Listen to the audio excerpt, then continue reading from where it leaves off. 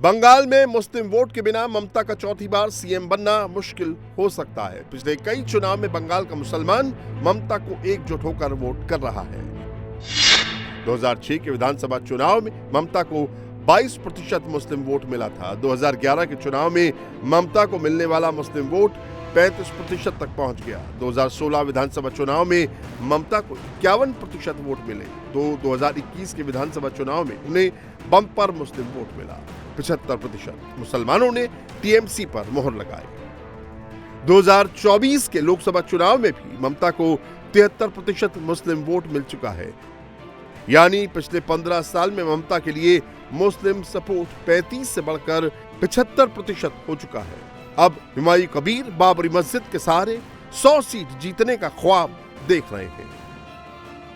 देख के बोल रहा है आज का दिन में जनता उन्नयन पार्टी 100 सीट को जीत हासिल करेगी।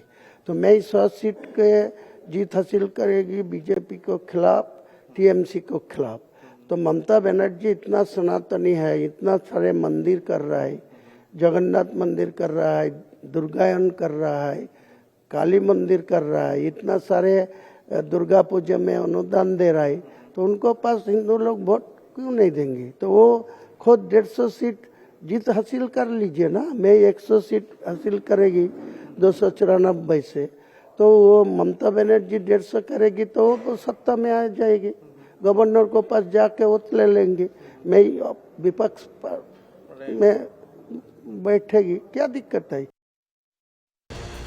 हुमायूं कबीर बाबरी को लेकर माहौल बनाए हुए हैं, तो यूपी में भी बाबरी पर सियासी पारा चढ़ा हुआ है।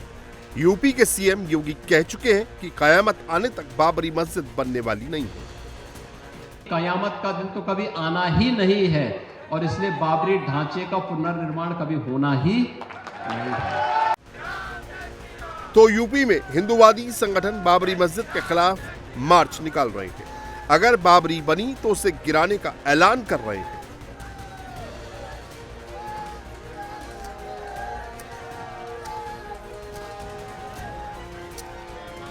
वहीं हिंदू वोटरों को एकजुट करने के लिए साधु संतों ने कवायद शुरू कर दी है। बंगाल में सनातनियों को लेकर बाबा बागेश्वर ने बड़ा बयान दिया है।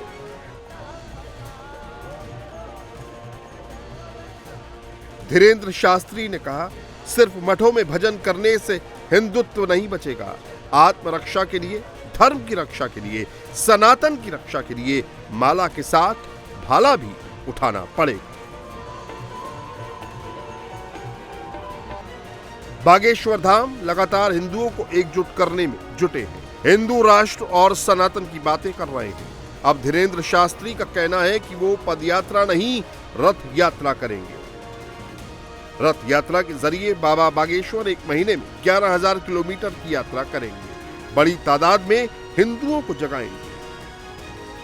हिंदुओं को एकजुट करने के लिए बागेश्वर धाम में हनुमान चालीसा का पाठ हो रहा है। बाबा बागेश्वर लोगों को सनातन की सेना बनाने की बात कह रहे हैं। हिंदुओं को आत्मरक्षा की सलाह दे रहे हैं। ममता पर बंगाल में हिंदुओं के दमन का आरोप लगता रहा है। बीजेपी के साथ साथ हिंदू संगठन आरोप लगाते हैं कि ममता मुस्लिम वोट के लिए हिंदुओं का अपमान कर रही है। बंगाल में हिंदू भय के साए में जा रहा है। इसीलिए ये तय है कि बंगाल में चुनाव की तारीख जैसे जैसे नजदीक आएगी, हिंदू और मुस्लिम की सियासत तेज होती जाएगी।